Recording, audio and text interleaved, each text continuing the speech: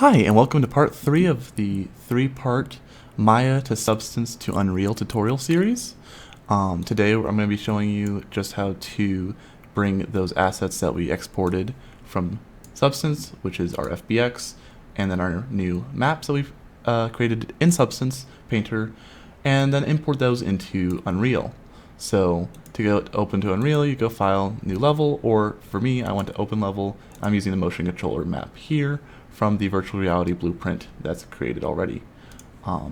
And so what we're going to do is going to go down to Content down here, go down to our tutorial one that we have here, and go into Sync. And as you can see, we don't actually have the assets in here yet. So what we're going to do is we're going to go and right-click and import asset from this. And we're going to go to the location of this asset, which is in here. Then we're going to select our FBX and materials, textures, and open those up. This is going to give us some options to give us a collision box, and for this one, sure, why not? We'll just go with this. So you might want to do your own custom ones, but that's fine. We're going to import and let this go through. And this is going to start to work its bit. This can take a little bit of time depending on how many files, assets, and how heavy those assets are in their mesh. It also usually has to create shaders for them. But as we can see now, we've got our FBX here, all of our materials, and the all of our textures and the 3 materials. So if I bring this in right now, you're going to see just our plain, simple cabinet that we had earlier. So that's the same as what we had before. And if I look over here, it shows that it already ties those textures to it, but those, or should I say, it ties those materials to it, but the textures aren't connected yet. So on this left side here, I'm going to go to my not my counter material because there's not much to it, but we're going to go to the drawer material, double click, and it's going to open up this window. This window right here is going to let us start to plug in those various assets. So for starters, I don't need this one, and then I'm going to go and start dragging in the materials or the textures, excuse me, for this drawer. So if I look over here, I'm going to have these 3 drawer materials and just drag those 3 in here. Give it a moment, it will load those in. There we go. That's nice and neat. And for this one, I'm going to put that to my base color there. Give it a moment, it'll start to show up here, and you should see it, if I press save, show up.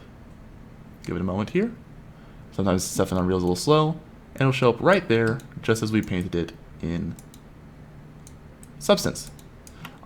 There's a couple other materials that need to happen though. One of these is going to be from normals here. And then also this one down here is going to be for some of our specular, which is broken up in a little bit of a complicated way, but it's not too bad. So for starters, I'm going to go here. I'm going to make sure that it is on... there's a particular setting here, and I will link this tutorial from Unreal's or from Algorithmic there on the description. But basically, you break it down to the green channel is our occlusion roughness metallic. So the green channel here is going to be occlusion roughness metallic, and goes into our metallic here. Then the blue channel is our metallic, green channel is our roughness, excuse me, sorry, wrong spot. So we're going to break that connection, green channel to roughness, blue channel to metallic, and then we're going to take our red channel, and that is going to be our ambient occlusion down here. And if I give that a moment, go here and save that, we should see more stuff changing over here. And now we can see our normal map showing up. Nice and neat.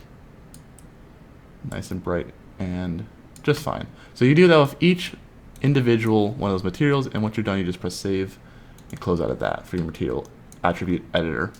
As you can see, it's showing up here, and we can do the same thing to that cabinet material just real quick and go grab our cabinet base color just to grab that part here. And let's tie that in for that. There. Save that. Takes a moment just to have that little bit extra done. Again, that's going to be flat because the normal map isn't included, but I'm not going to go through that full process this time.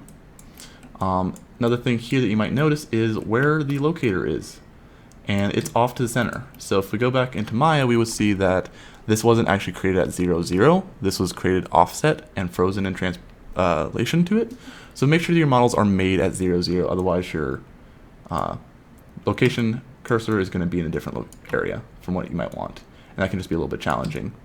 The other thing too is we set our settings correctly, so we know the scale is appropriate. We can kind of tell it from the flowers here, but if I were to go into VR, I'd be able to see this pretty easily and see where this is at and make sure that everything's going just fine. So that's basically how you get your assets in there. Each one has to be done manually, at least from what I've found so far. There are some scripts that claim to take care of it, but it can be a little bit of a pain in the butt. But yeah, that'll just kind of bring in that asset and let you see what it will look like in Unreal, and have that work in real time. And just to go for it, why not? I'm going to actually bring this in and set it up to render with the VR headset, just to give it as a example. And I'm going to bring this over just so you can see that this is working with VR as well. So it's kind of cool. Anyway, that's that.